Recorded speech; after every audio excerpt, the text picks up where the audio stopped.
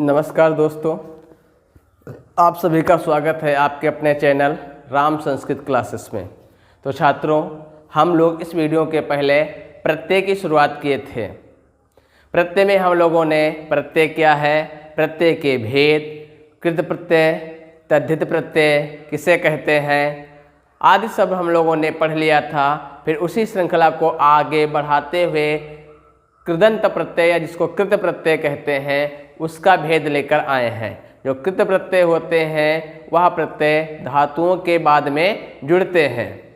तो आइए, कृदंत प्रत्यय का यह प्रत्यय है जिसका नाम है कृत्वा और लेप प्रत्यय। तो आज हम कृत्वा प्रत्यय और लेप प्रत्यय का अध्ययन करेंगे और इसको समझेंगे। तो आइए पढ़ते हैं कृत्वा प्रत्यय क्या है और लेप प्रत्यय क्या है। जो ये प्रत्यय तो यहाँ पे दो हैं, एक कृत्वा और दूसरा लेप, लेकिन दोनों के समान स्थिति रहती है, इसलिए दोनों को हम एक साथ एक ही वीडियो में अध्ययन कर रहे हैं। देखिए, कृत्वा प्रत्यय और लेप प्रत्यय जब एक ही कर्ता द्वारा एक कार्य की समाप्ति के बाद, यानी कर्ता कितना है, एक कर्ता जब दो क्रिया कर रहा है, यानी एक क्रिया समाप्त हो रही है और दूसरी कर्ता है, अर्थात देख ले, जब एक ही कर्ता द्वारा एक कार्य की समाप्ति के बाद दूसरी क्रिया की जाती है तो समाप्ति पूर्व क्रिया में, यानी जो समाप्त की गई जो पहली क्रिया होती है, यानी पूर्वकालिक क्रिया में कृत्वा प्रत्यय तथा लेप प्रत्ययों का प्रयोग होता है।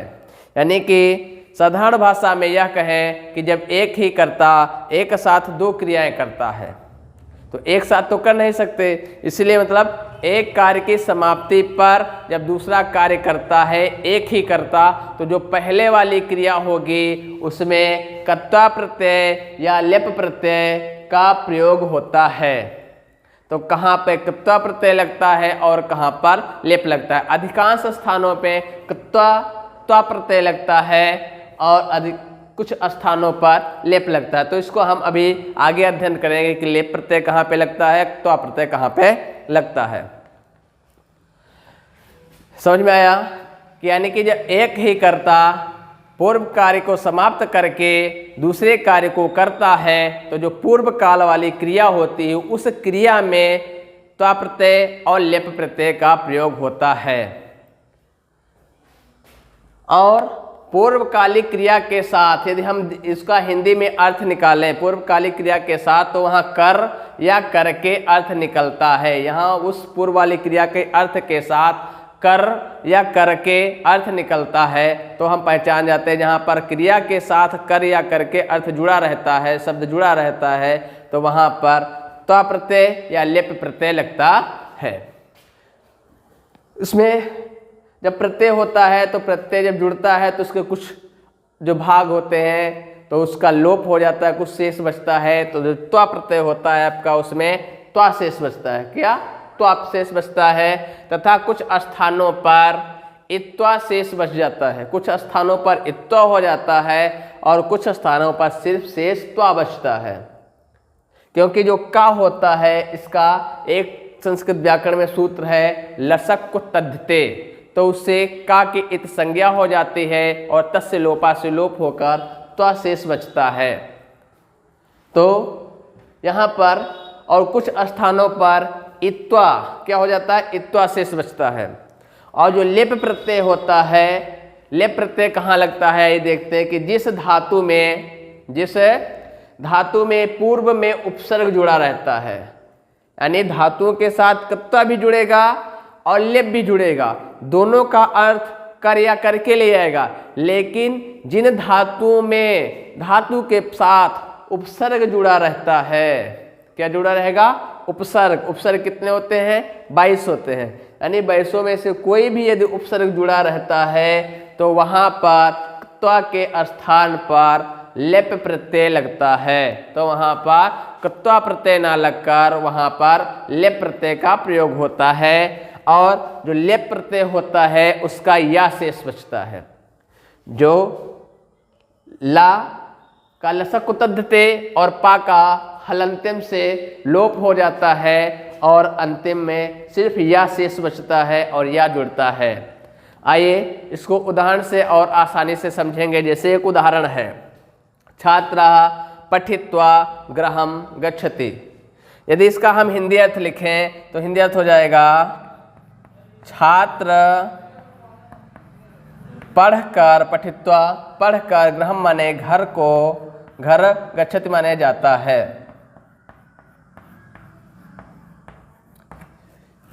यहाँ हम देखते हैं कि छात्रः पठित्वा गृहं गच्छति।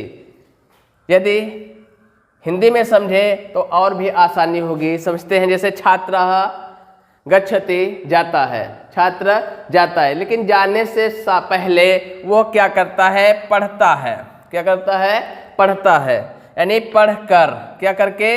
पढ़कर जाता है। यानी कि पहले छात्र पढ़ता है, उसके बाद जाता है। कर्ता एक है सिर्फ छात्र। कर्ता कौन है? छात्र। क्रियाएं कितनी हो रही हैं? 2। पहले पढ़ाई कर रहा है, उसके बाद घर को जा रहा है। तो यानी कि जो पूर्वकालिक क्रिया होगी, पहले क्या करके जा रहा है? पढ़ के जा रहा है। तो पठ में एक त्वा प्रत्यय मिल गया और शब्द बन गया पठित्वा।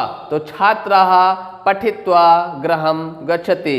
छात्र घर को जाता है, लेकिन उसके पहले एक कार्य और करता है, वो पढ़ कर जाता है। तो जो पूर्वकालिक क्रिया है उसमें त्वा प्रत्यय और लेप प्रत्यय लगता है। तो यहाँ पठ के पहले कोई उपसर्ग नहीं है, इसलिए यहाँ पर त्वा प्रत्यय लगा है, और यदि उपसर्ग होता तो वहाँ पर लेप प्रत्यय जुड़ता। तो यदि हिंदी में पढ़ें, देखिए छात्र पढ़कर घर जाता है। तो छात्र क्या करके जाता है? पढ़ करके जाता। जो पूर्वकालिक क्रिया है उसमें कर, जहाँ पे जैसे हम पहचाने कि कौन सा प्रत्यय होगा, तो वहाँ पर कर धातु के साथ कर या करके, पढ़ करके या पढ़कर शब्द कर या करके मिला रहेगा। तो जहाँ पर कर या करके हिंदी में अर्थ निकले, वहाँ पर आप जान जाइए त्वा प्रत्यय है या लेप प्रत्यय है। यदि पूर्व में उपसर्ग लगा है तो लेप होगा, यदि उपसर्ग नहीं है तो त्वा प्रत्यय होगा। तो यहाँ पर पूर्व में पढ़ कर जा रहा है और पठ से त्वा प्रत्यय मिल गया, तो शब्द बन गया पठित्वा। आइए दूसरा है, ये लेप प्रत्यय का एक उदाहरण दिए हैं। जैसे मोहना आगत्य तिष्ठति।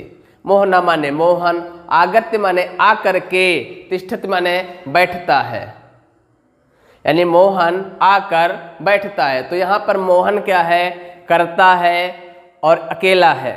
मोहन कितना है? अकेला है, यानी कर्ता एक है और क्रियाएं 2 हैं। आता है फिर बैठता है, तो आकर बैठता है। तो आकर में आ क्या है? ये आंग उपसर्ग है और गम धातु, इसमें आ उपसर्ग से, गम धातु से और लेप प्रत्यय मिलकर आपका शब्द बना है आगत्य। तीनों मिल जाएंगे तब बन जाएगा आपका आगत्य। आगत्य माने आकर।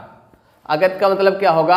आकर, यानी कि मोहन आकर बैठता है। तो यहाँ पर जो आगत्य है इसमें आ उपसर्ग है, अर्थ दोनों का है, आकर, खाकर, बैठकर, पढ़कर, यानी कि अर्थ दोनों का सेम है। लेकिन उसके पहले यदि उपसर्ग लगा है तो लिप लगेगा, यदि उपसर्ग नहीं है तो त्वा लगेगा। आइए इसके अन्य उदाहरण और हम धातुओं के साथ देखते हैं, जोड़ते हैं, जो हमारे परीक्षा की दृष्टि से उपयोगी है। तो त्वा प्रत्यय में हमने बताया कुछ जगह पे आपका त्वा शेष रहता है और कुछ जगह पर इट का आगम होकर इत्वा शेष हो जाता है। तो ये त्वा शेष वाले इधर उदाहरण है कुछ, और कुछ शेष इत्वा वाले इधर उदाहरण है। तो आइए देखते हैं। जैसे भू धातु है, भू माने होना होता है, और भू धातु से एक त्वा प्रत्यय लगेगा, तो अब आपका शब्द बन जाएगा भूत्वा। क्या बना? भूत्वा। भू माने होना और भूत्वा माने हो जाता है होकर। भूत्वा माने होकर। इसी तरह गम, गम माने जाना होता है, एक त्वा मिल जाएगा तो शब्द बन जाता है आपका गत्वा। गम माने जाना और गत्वा माने होता है जाकर। देखते रहिएगा, कर या करके सब कहीं मिलेगा। दृश्य माने होता है देखना, और कत्वा प्रत्यय मिल गया तो आपका शब्द बन गया दृष्टवा। ये थोड़ा उसमें उष्टा की जगह पे अटा हो जाता है, संधि का नियम लग जाता है। और परीक्षा की दृष्टि से देखा जाए तो जो ये दृष्टवा शब्द बनता है, कत्वा प्रत्यय में पूछा जाने वाला सबसे वेरी वेरी मोस्ट इम्पॉर्टेंट है। ये दृष्ट धातु से त्वा प्रत्यय मिलेगा तो दृष्टवा बन जाएगा। दृष्टवा का अर्थ होता है देख कर। इसके बाद नी धातु है, नी माने होता है ले जाना, और कत्वा प्रत्यय मिल गया तो आपका शब्द बन जाएगा नीत्वा। क्या बना? नीत्वा। और नीत्वा का अर्थ होता है लेकर। पच धातु माने होता है पकाना, और पच से त्वा बन गया तो शब्द बन गया आपका पक्वा। ये भी थोड़ा हटके बनता है, कुछ शब्द जो होते हैं वो थोड़ा हटके बनते। पक्त्वा, पक्त्वा क्या बनेगा? आपका पक्त्वा बन जाता है, च का आदेश हो जाता है। और पक्त्वा माने होता है पकाकर। पक्वा माने पकाकर। दा धातु माने होता है देना, और कत्वा लग जाता है तो ये शब्द बन जाता है दत्वा, जिसमें दो आधेता रहते हैं। ये भी परीक्षा की दृष्टि से और हर प्रकार की प्रतियोगिता परीक्षा में दृष्टवा और दत्वा ये दोनों पूछे जाते हैं। इसलिए यह दोनों आपके मैट्रिक एग्जाम के लिए और यदि प्रतियोगिता परीक्षा के लिए पढ़ें तो वहाँ पर भी ये बहुत ज़्यादा इम्पोर्टेंट होते हैं। और दत्वा इसका अर्थ होता है देकर। अधिकांश लोग दत्वा में एक ता लगाकर सही कर देते हैं, जबकि दत्वा में दो आधे ता रहते हैं। इसके बाद ब्रू, ब्रू माने होता है बोलना, और कत्वा लग जाएगा तो इसका अलग ही शब्द बन जाता है। ये बन जाता है उक्त्वा। उक्त्वा माने होता है बोलकर। ठीक है, ये भी थोड़ा हट के रूप बनता है। ये भी बहुत ज़्यादा परीक्षा के लिए उपयोगी है। अगला रूप है जैसे ग्रह धातु से कत्वा मिल जाएगा तो ई का आदेश हो जाता है। ई नहीं, इट का आगम होता है, और जो इट होता है इट के ता का लोप हो जाता है और ई बचता है, तो ई और त्वा मिलकर इत्वा हो जाता है। तो यहाँ पे ग्रह से त्वा मिलेगा तो शब्द बन जाएगा आपका ग्रहित्वा। क्या बना? ग्रहित्वा, जिसका अर्थ होता है ग्रहण करके।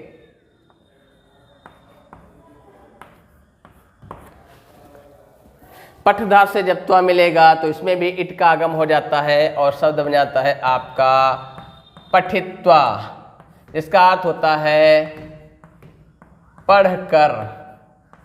पठित्वा का अर्थ होता है पढ़कर। लिख धातु से त्वा बन जाएगा और ये शब्द बन जाएगा लिखित्वा। लिखित्वा का अर्थ होता है लिख कर। पठित्वा, लिखित्वा, भूत्वा, गत्वा, दृष्ट्वा, गृहीत्वा, ये जो हमने जितने भी उदाहरण लिखवाए हैं ये सब उदाहरण तो बहुत ज़्यादा है, लेकिन परीक्षा की दृष्टि से जो जो महत्वपूर्ण उदाहरण देखे वो हम लिखवाएं। से मुस माने छोड़ना, और उस तौर पे हो जाएगा मुसित्वा।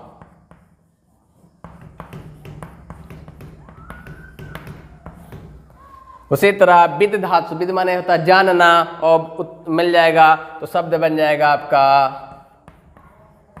विदित्वा माने जानकर।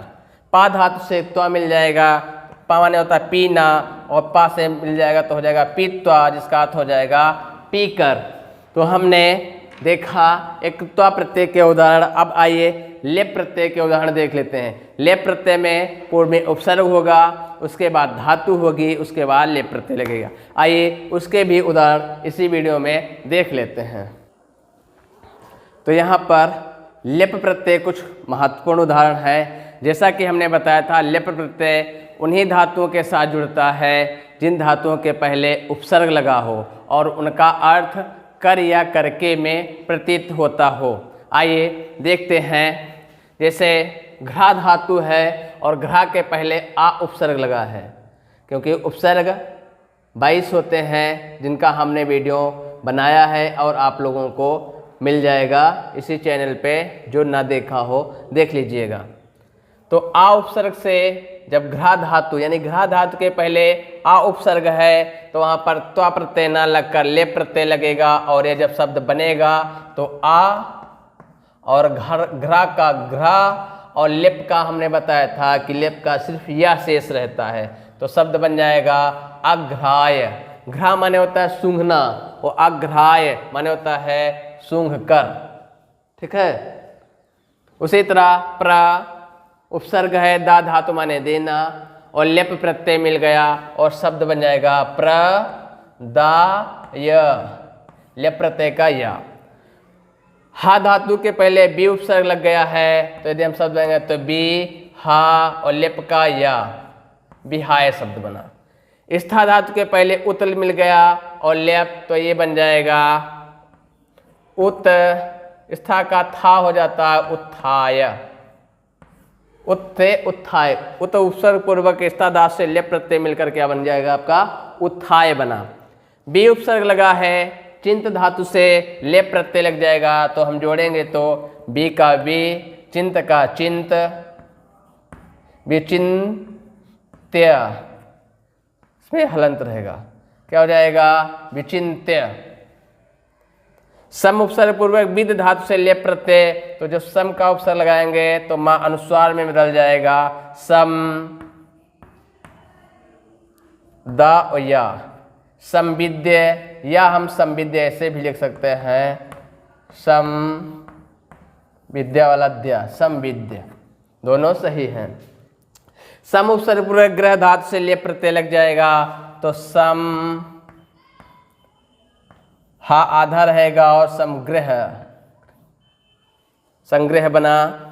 अनु भू से लेप बन जाएगा, तो बन जाएगा अनु भू य, क्या बना अनुभूय शब्द बना। इसके बाद औ से गम मिलकर लेप बन जाएगा, तो आइए इधर इसका लिख देते हैं। शब्द है आपका औ क्या है उपसर्ग है, उससे गम धातु है और लेप प्रत्यय है, तो जब मिलेगा तो हो जाएगा औ, गम से गत हो जाएगा अवगत्य, क्या शब्द बना अवगत्य। तो इसके बाद में एक लास्ट शानदार ट्रिक यह है कि हम कैसे पहचानें लेप प्रत्यय है या त्वा प्रत्यय है।